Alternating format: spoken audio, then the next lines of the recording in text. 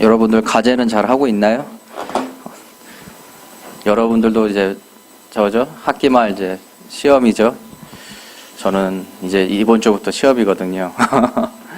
그래서 저번 주에는 과제 이제 마지막 과제들 하느라고 뭐 새벽 2시, 3시 막 자고 그랬어요. 그런데 여러분들은 어땠을까? 이번 한 주 동안. 저는 물론 이제 신학에 관한 문제고 또 복음에 관한 문제들을 가지고 과제를 했기 때문에 하면 할수록 그렇구나 하면서 하거든요. 근데 여러분들은 아니잖아요, 그렇죠? 근데 그 안에서 정말 하나님이 그 이유가 있어요. 우리에게 주신 일들은 다 이유가 있거든요. 근데 그 이유를 발견하고 인도받는 자, 그냥 빨리빨리 이거 해고 빨리빨리 처리하자, F만 안 맞으면 돼 라고 생각하고 하는 사람과 완전 달라요. 그 응답은 다르고 하나님이 나를 예비하신 것이 있는데 그 예비하신 것을 바라보는 것 그 자체가 다르거든요. 정말 내가 하나님 앞에 인도받는 자가 되시기 바랍니다. 오늘 말씀 그 강단 말씀을 보면요, 진짜 철저하게 창세기 3장과 6장과 11장에 빠진 그 상태를 볼 수가 있어요. 그래서 창세기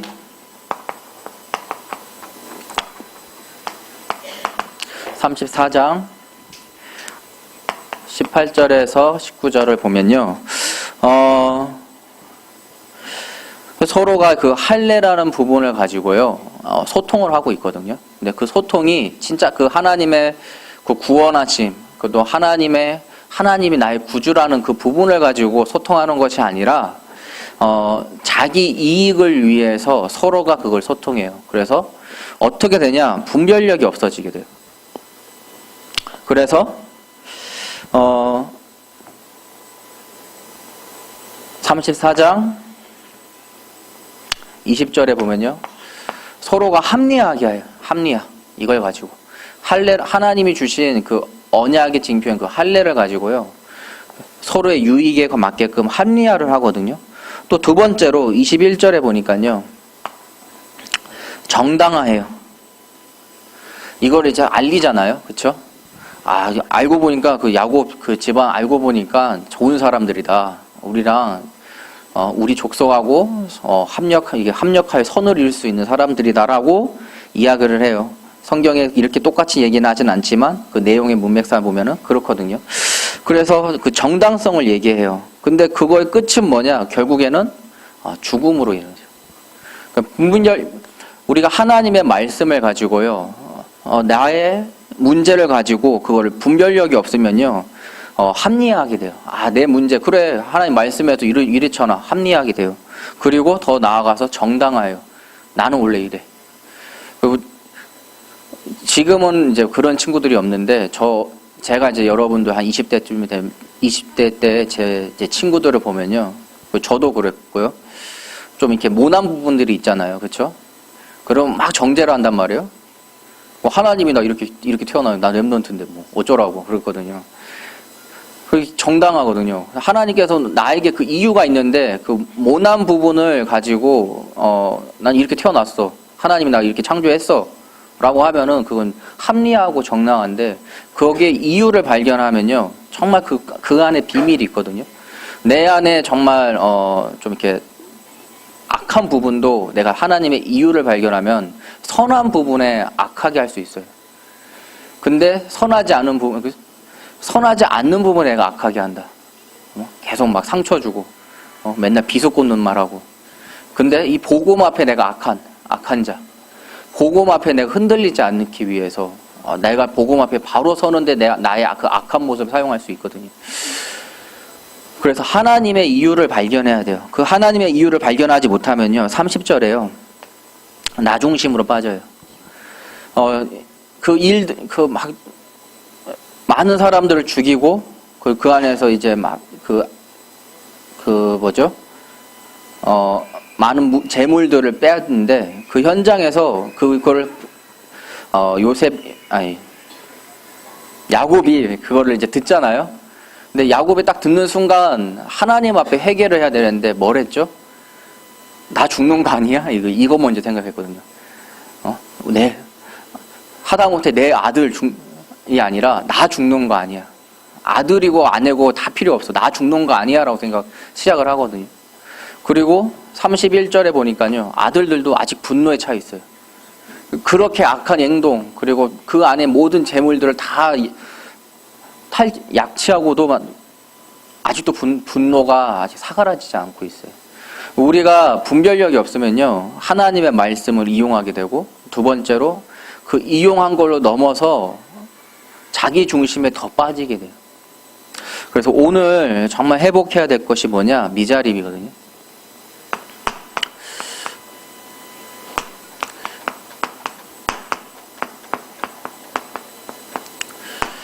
오늘 본문 말씀, 오늘 설교 말씀이 하나님의 중심과 복음의 기준으로 보는 현장인데, 정말로 이게 사도행전 3장을 보면요, 미자립의 현장이에요. 어떤 미자립의 현장이냐? 사도행전 3장 1절에 보면요, 예배하러 가는 자리거든요. 예배를 가기 위한 그 현장이에요. 근데 이 현장에서 정말로 이 복음을 위해서 간 사람이 베드로와 요한밖에 없다라는 거예요. 왜? 그 이유가 뭐냐? 사도행전 3장 2절에서 3절. 안진뱅이가 무엇을 얻을까 해서 베드로와 요한을 바라보거든요. 근데 그 누구도 그 안진뱅이 앉은 그 현장에 복음을 선포하는 자가 이때까지 한 번도 없었다라는 거예요. 우리가 예배의 자리를 가는 그 현장에 다른 것이 들어가 있다는 거예요. 어떤 게 다른 게 들어가 있냐? 마태복음 16장 13절에서 15절. 이 말씀을 듣긴 듣는데요, 세례 요한, 엘리야, 예레미야, 많은 선지자 중에 하나. 무슨 말이냐? 이런 거 하면 안 된다. 그리고 우리가 봉사해야 된다. 하나님의 그 기적을 우리가 맛봐야 된다. 하나님의 능력을 맛봐야 된다. 그 신비죠. 우리가 말하는 능력이 아닌 그 신비. 체험하기 위해서. 뭔가라도 하나 체험하기 위해서. 그 많은 교훈을 주는 많은 선지자 중에 하나. 예수님을 바로 보지 못한 현장은요, 아무것도 제대로 보는 현장이 없는 거예요. 그 안에 황금어장의 그 현장에서요, 오히려 사각지대만 보는 현장이 돼버리고요. 그걸 통해서 오히려 그 안에서 재앙시대로 바뀌는 현장으로 됩니다. 그래서 우리가 정말로 참 복음을 전해야 돼요. 마태복음 16장 16절에 주는 그리스도시요 살아계신 하나님 아들이십니다. 이 복음을 전하는 그 현장에요, 사도행전 3장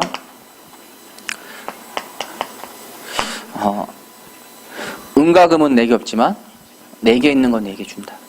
나사렛 예수 이름을 일어나 걸으라. 복음만 전해요. 복음만. 은도 주도 내 안에 있는 거 은도 주고 금도 주고 먹을 거 빵도 주고 괜찮아요. 잘 살 수 있어요. 베드로가 이렇게 복지를 한 게 아니라요, 다른 거 한 게 아니라 복음을 전해요. 이 복음을 전하는 이 현장에요, 이 안진뱅이가 이때까지는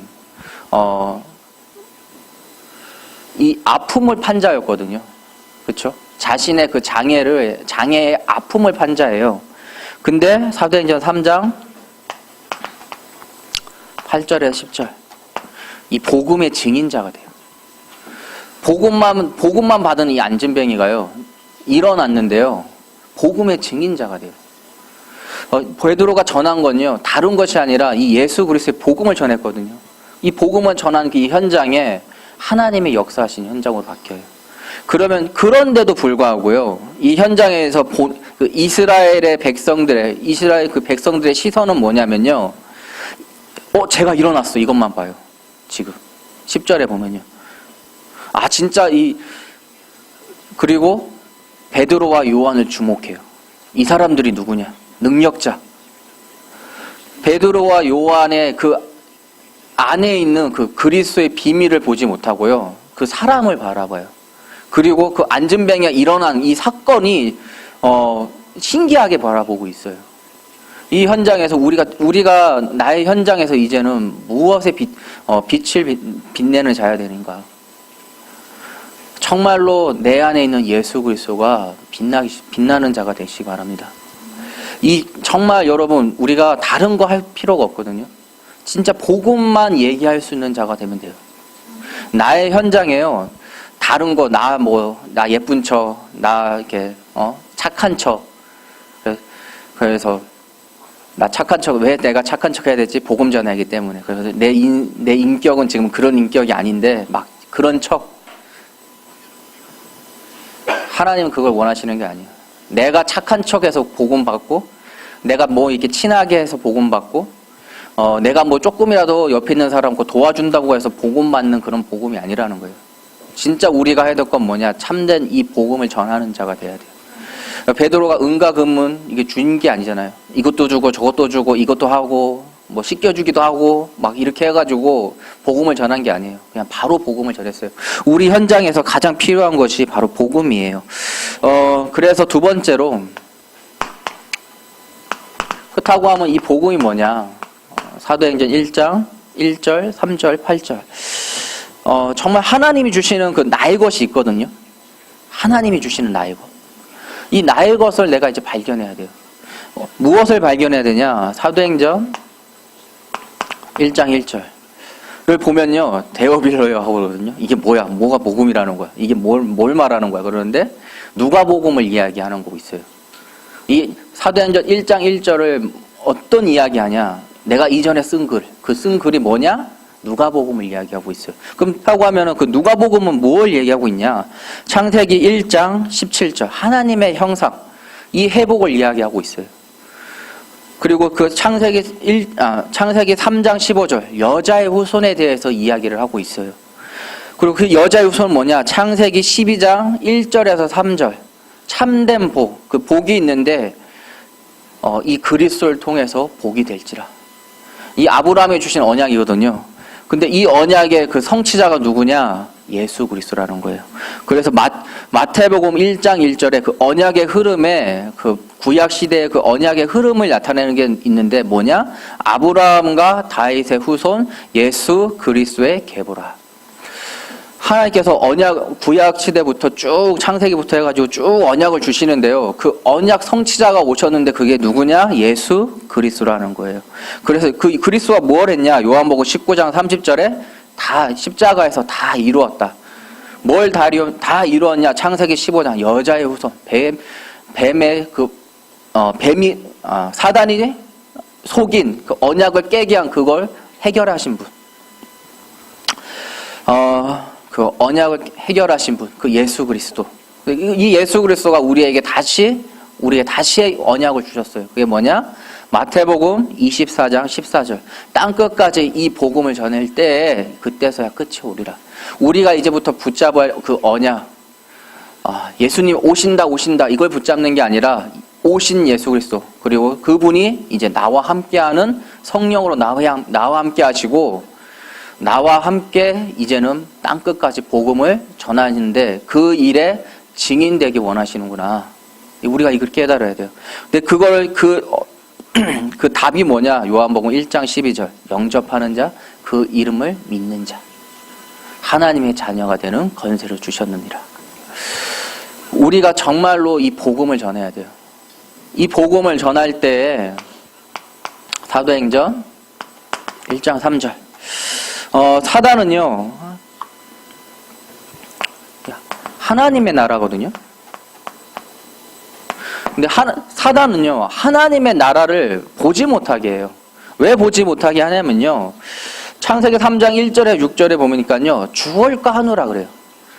사단이 하와에게 가가지고, 이 에덴 동산에 있는 이 많은 것들을 하나님이 다 먹으라고 했냐?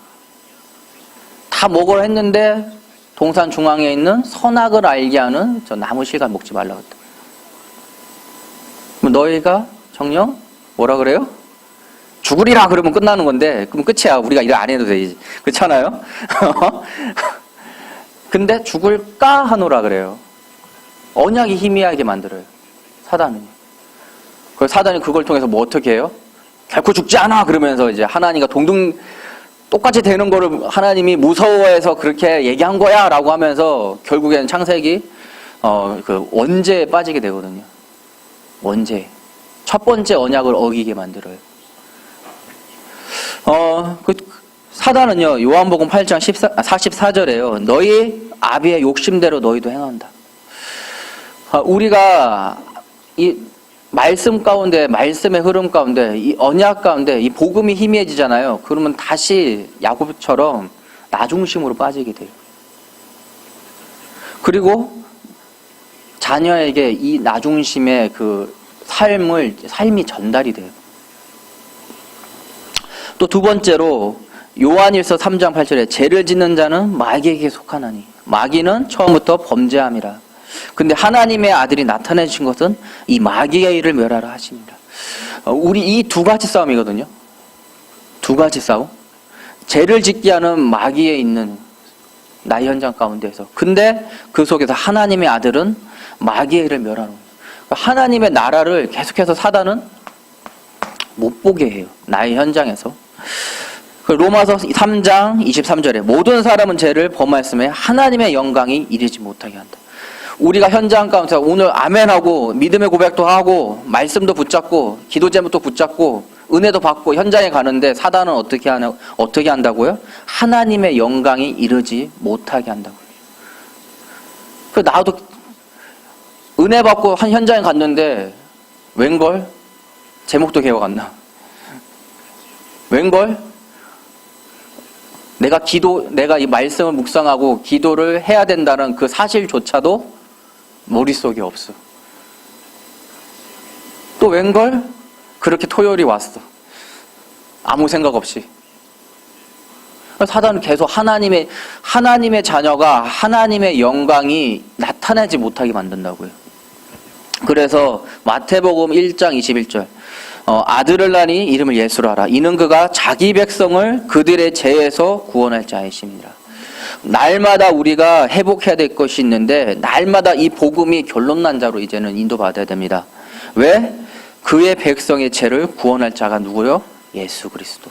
이 예수 그리스도 우리가 구주로 믿는 자, 하나님의 자녀예요. 그래서 나의 구원자 이 예수 그리스도를 이제 회복해야 돼요, 여러분. 날마다 하나님이 주신 그 새 은혜로 오늘도 복음이어야 된다. 오늘도 나의 삶과 나의 현장은 복음만이 답이다. 이게 결론 나야 돼요. 그래서 베드로전서 2장 9절에 우리는 자격이 없는데 하나님께서 우리를 왕 같은 제사장이라고 하십니다. 왕 같은 제사장. 좀 의미를 좀 볼까요? 그리스도의 삼직분으로 왕, 사단을 멸하고, 그렇죠? 제사장, 죄를 해결하는 자, 그렇죠? 우리가 그건 선지자는 없잖아요. 그럼 뭐예요? 예수 그리스도라는 거예요. 우리가 할 건 뭐냐? 나의 현장에서 흑암을 꺾는 빛의 자녀로 이제는 이 복음으로 이 죄가 해결됨을 이제는 밝히 증언하는 자가 되어야 된다. 그래서 왕 같은 제사장, 왕 같은 제사장. 그리고 세 번째로 사도행전 1장 8절. 이게 나한테만 적용되는 말씀인 것 같아요. 내가 진짜로 하나님의 그 사단의 흑암에 역사하는 것과 하나님이 역사하신 거를 보면서 나의 현장에서 내가 승리하는데 사도행전 1장 8절이 뭐냐? 나만 적용되는 것이 아니라 내 옆에 있는 친구도 이게 동일하게 복음만이 답이구나. 내 현장만 그런 줄 알았는데 내 친구 현장 가보니까 그 현장도 복음만이 답이구나. 그래서 이 복음에 우리는 증인자인 거예요. 나한테만 적용되는 말씀인 줄 알았는데 그게 아니라 나의 현장에도 가보니까 그 현장의 그 불신자에게도 이 복음만이 답임을 내가 이제 발견하는 자. 그리고 이걸 증언하는 자. 사도행전 1장 8절. 내 증인이 되리라. 이 복음의 증인자. 동일하게 한국 땅만 필요한 줄 알았더니 다른 나라 가보니까 더 필요하구나. 이게 발견이 돼야 돼요. 그래서 원단 말씀이 뭐죠? 우리 교회 원단 말씀. 그렇죠? 사람 살리는, 현장 살리는 복음인, 나라 살리는 전도인, 세계 살리는 선교인. 증인자. 그래서 에베소서 5장 8절에 너희가 전에는 어둠이더니 이제는 주 안에서 빛이라. 빛의 자녀들처럼 행하라. 하나님께서 이제 우리를 어둠의 자녀가 아니라 빛의 자녀로 이미 명하셨어요. 그렇기 때문에 나의 현장에 가장 중요한 사람이 있는데 그게 누구냐? 나라는 거예요. 이 복음 가진 빛의 자녀라는 거예요. 우리가 다른 빛, 세상의 흐름의 중심의 가치의 빛이 아닌 이 복음의 빛의 자녀가 되시기 바랍니다. 그래서 세 번째로 우리가 좀 이 부분을 가지고요.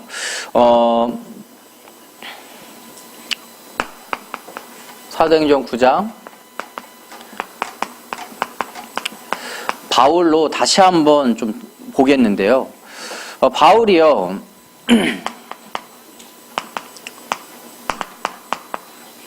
9절 1절에서 2절과 또 13절에 보면요. 처음부터 바울이 복음을 전한 자가 아니에요. 오히려 더 악한 자였어요. 어떤 악한 자냐? 위협과 살기가 등등한 자. 그리고 이 복음의 그 도를 따르는 이 도는 뭐냐? 이 복음을 따르는 사람들을 만나면은 남녀를 막론하고 결박하여 예루살렘을 잡으려 합니다. 이런 자예요. 또 한 명의 증언자가 있어요. 아나니아가 이제 이 복음을 전하거든요. 근데 이 복음을 전하기 전에 이야기하는 것이 뭐냐? 그가 예루살렘에서 주의 성도에게 적지 않은 해를 끼쳤다. 이 소문을 들었어요. 근데 바울이요, 말씀을 모르냐? 말씀을 우리보다 더 잘 알아요. 이 학식으로 따지면요, 우리보다 훨씬 이게 낮은 자가 아니에요. 근데 많은 성경을 읽고 많은 성경의 그 흐름을 아는데 이 복음의 흐름이 없으니까요, 오히려 이 복음을 가진 자들을 결박하는 자가 됩니다. 근데 이 바울도요, 사도행전 9장 3절에서 6절 다른 걸로 변화 안 됐거든요. 다른 걸로. 어떻게 변화됐냐? 예수님을 만났을 때 변화가 됐어요. 안 될 것 같은 사람, 오히려 나를 핍박하는 그 사람이요, 변화가 안 되는데 어떻게 변화되냐? 이 복음 앞에 변화가 돼요. 이 복음 앞에 변화되는 것뿐만 아니라 사도행전 9장 15절 이게 그냥 구원받고 끝나는 줄 알았는데 제자라는 거예요. 하나님이 택한 제자라는 거예요. 어떤 제자냐? 이방인에게 전한 나의 택한 그릇이라. 우리가 그냥 구원받은 것 같고 그냥 나 혼자 그냥 신앙생활하면서 좋다 하고 끝나는 인생인 그런 인생으로 생각할 수 있는데 그게 아니라 하나님께서는요, 나를 제자로 부르셨어요. 어떤 제자? 하나님의 택한 그릇. 어떤 택한 그릇? 마태복음 24장 14절. 만민에게 복음을 전하는 택한 그릇으로 우리를 부르셨어요. 그렇기 때문에 우리가 이제는 창세전부터 우리를 부르시고, 에베소서 1장 4절에 창세전부터 나를 택하시고, 또 로마서 11장 29절에 이 부르심에 후회가 없다. 나는 맨날 넘어지고, 나는 오늘도 힘없지만 내일은 또 시험 들고 문제 속에 빠지고 말씀도 잘 기억도 안 나는데요. 하나님은 나를 창세전에 부르시고 후회가 없다. 왜 하나님이 날 보고 후회 없다는데 왜 내가 내 자신 보고 후회하고 있어요? 나의 바른 걸 봐야 돼요. 바른. 하나님 이 말씀을 들으면서 나의 상태를 바르게 봐야 돼요. 바르게 안 보면요, 분별력이 없어져요. 분별력이 없어지면요, 다시 나는 안 되는 것보다 나 중심. 하나님 된다는데 왜 내가 안 된다고 판단해요?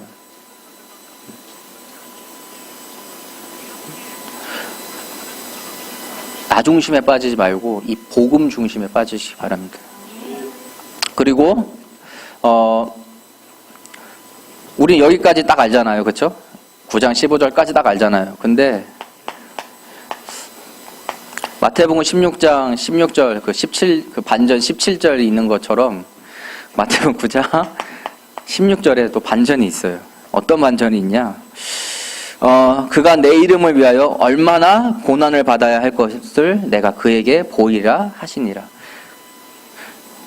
딱 요것만 딱 들으면 어떻게 생각이 들어요? 이때까지 너 괴롭혔지?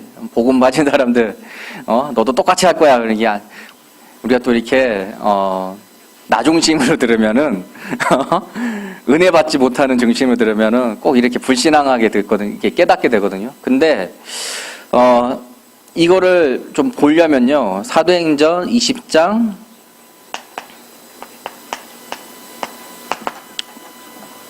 24절 좀 보면요. 이 고난이 어떤 고난인지 알게 돼요. 이 어떤 고난이냐면요. 한번 찾아볼까요? 사도행전 20장 24절. 하나님이 주시는 고난이잖아요. 그렇죠? 근데 이 고난은 다르게 말하면 시험이란 말이에요. 그 시험은 뭐냐? 하나님이 주신 그 시험은 뭐냐? 더 언약을 붙잡으라는 사인이에요. 우리에게 문제가 와요? 그럼 더 언약을 붙잡으라는 사인이거든요. 근데 왜 이렇게 힘들지 하면 뭐예요? 그게 사단의 게임에 다시 또 속게 되는 거거든요. 또 하나님의 언약을 붙잡는데 어떻게 붙잡냐? 찾았죠? 다 같이 읽을게요. 내가 달려갈 길과 주 예수께 받은 사명 곧 하나님의 은혜의 복음을 증하는 일을 지려함이는 내 생명조차 조금도 기이한 것으로 여기지 아니하노라. 더 언약으로 계속 고백하는 자가 돼요. 더 언약으로.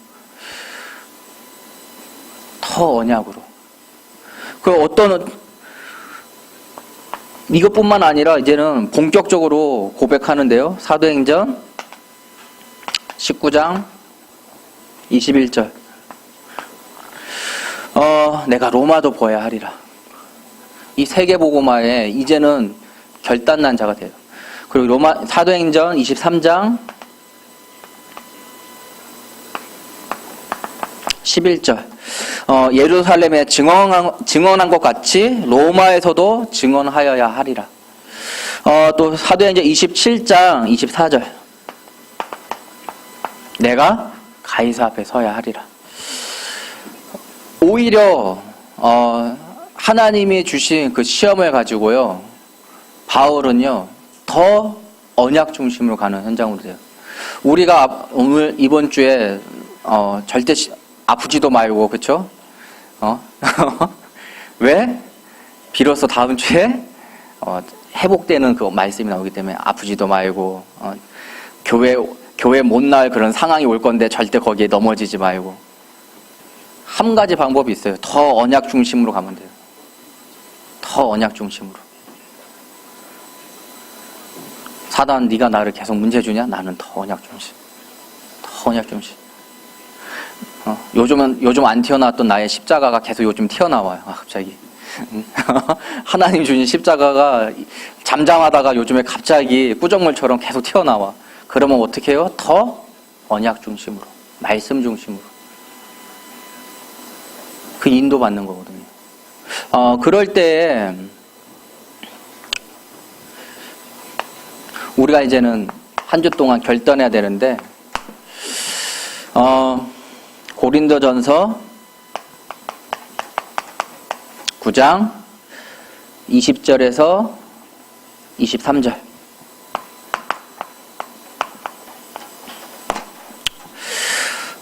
저는 이거를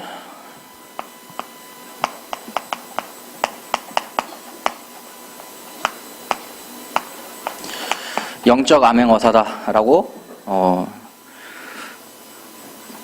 좀 단어를 만들어 봤어요. 어떤 말씀이 있냐면요. 유대인들에게는 내가 유대인 같이 또 된 것을 유대인들을 얻고자 함이요. 또 율법 아래에 있는 자들에게는 내가 율법 아래 있지 아니하나 율법 아래 있는 자 같이 한다. 그렇죠? 율법이 없는 자에게는 내가 하나님의 그 율법을 없는 자가 아니요 도리어 그리스도의 율법 아래 있는 자. 왜 이렇게 막 처럼처럼 하거든요. 그렇죠? 암행어사가 어때요? 근데 첫 판부터 나 암행어사다 그래요? 여러분? 그 마을에 들어가가지고 어쩔 때는 노예처럼, 그쵸? 어쩔 때는 농부처럼, 어쩔 때는 그냥 지나가는 나그네처럼 그러면서 그 마을 곳곳을 살펴보잖아요. 우리가 나의 현장에서요, 영적 암행어사가 돼야 돼요. 영적 암행어사. 근데 그 이유가 있어요. 그냥 그 사람 기분, 요것만 들으면은 그냥 상대방 기분 맞춰주라는 것보다라고 생각하는데 그게 아니에요. 이유가 있는데 어떤 이유가 있냐? 22절에 보면 아무쪼록 몇 사람이라도 구원하고자 함이라. 내가 그렇게 하는 이유가 있는데 구원받을 자를 내가 찾기 위해서 그런 것이다. 그러면서 23절에 내가 복음을 위하여 모든 것을 행함은 복음에 참여하고자 함이라. 내가 나의 현장에서 영적 암행어사인데 그냥 학생인 것처럼 내가 학생 공부하고 있는데 캠퍼스에서 학생이 아니라 그 안에 구원받을 자가 있기 때문에 내가 지금 영적 암행어사. 지금 학생의 신분을 가지고 영적 암행어사. 내가 직장에 있는데 내가 직원인데 영적 암행어사. 직원인 것 같은데 나는 이 안에 구원받을 자. 하나님이 나를 통해서 구원받을 자를 지금 찾기를 원하신다. 이 부분이 우리가 이제 확실해져야 돼요. 왜 확실해져야 되냐? 하나님이 원하시는 것. 만민에게 복음을 전하라. 우리가 이 언약을 성취하는 렘넌트가 되시기 바랍니다. 몇 가지 좀 기도 제목을 여러분들에게 이제 좀 주려고 하는데요. 첫 번째가 6월 25일 넷째 주거든요. 넷째 주 대학부 예배 때 중지자 그 초청 예배를 하려고 그래요. 어떤 우리를 놓고 대학부를 놓고 기대해 주시는 분들이 있거든요. 이렇게 쭉 이렇게 우리가 이렇게 이렇게 해보니까 74명의 중직자들이 우리 대학부를 놓고 기대해 주시거든요. 그분들을 좀 초청해서 같이 예배 드리기 원합니다. 근데 그냥 예배 드리는 것이 아니라 왜 드리냐? 말씀과 기도와 이 전도, 이 사모늘이잖아요. 이거를 소통하는 우리 대학부와 중직자가 소통하는 그 시작이에요. 그래서 이걸 놓고 우리가 다 같이 기도했으면 좋겠고요. 두 번째로 캠프가 있거든요. 이 캠프는 7월 10날부터 15일로 잡고 있는데 어떤 캠프냐? 다민족 캠프를 하려고 해요.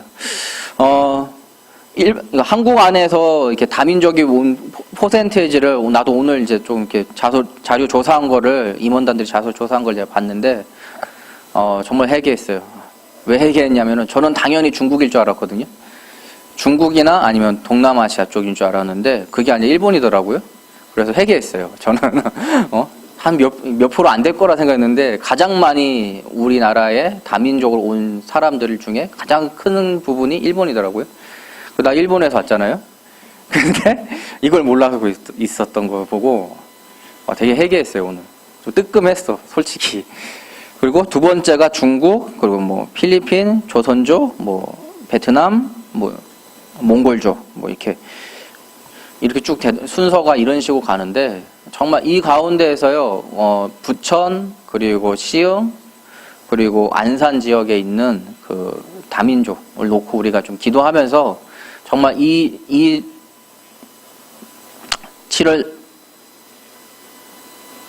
10날부터 15일 날 본격적인 캠프를 할 건데 그 전에 이제 우리가 예비 캠프도 하고 할 거거든요. 어디로 진짜 중심적으로 우리가 막 집중으로 캠프 할 것인지에 대해서. 그래서 본 캠프 때 딱 이제 부천 아니면 시흥 아니면 안산 정해서 캠프 하려고 하거든요. 그 가운데서 더 중요한 건 뭐냐? 우리가 제가 기도한 게 제2 RUTC 7가지 현장 중에서 우리 대학부가 할 수 있긴 무엇일까라는 생각을 했을 때 우리가 뭐 복지를 할 수 있는 것도 아니고, 그렇죠?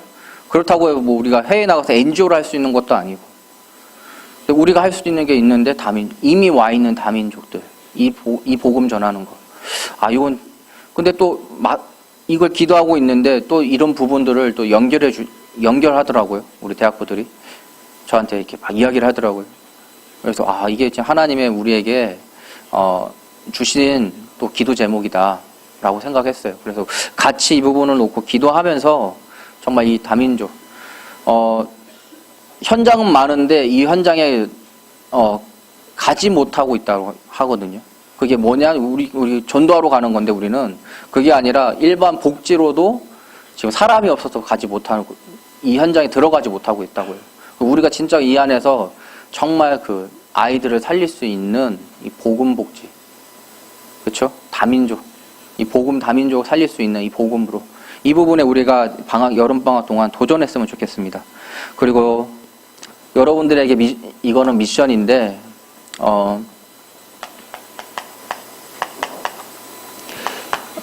딱 6월 달부터 8월 말까지 이제는 나 개인화에 한번 도전해 보세요.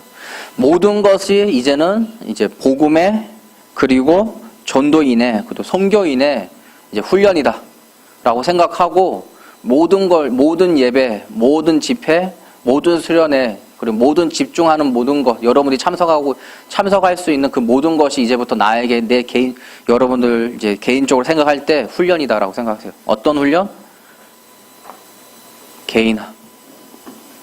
이 복음의 개인화 되게. 그래서 오늘 이 시간도 이제는 훈련이에요, 여러분.